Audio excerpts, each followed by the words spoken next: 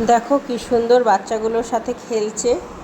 ও এখানে এসে প্রথম প্রথম একটু ভয়ে ভয়ে ছিল, তারপরে আস্তে আস্তে দেখলো যে ওর আর ভয়ের কিছু নেই, এদিক ওদিক খেলে বেড়াতে পারছে।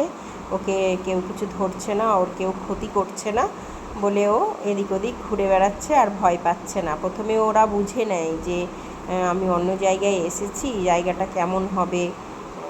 খুব মানে শান্ত শান্ত থাকতো, এদিক ওদিক যেত না, চুপচাপ নিজের যেই জায়গাটায় রেখেছিলাম সেই জায়গাটাতে চুপচাপ থাকতো, খেত আর ঘুমিয়ে থাকতো।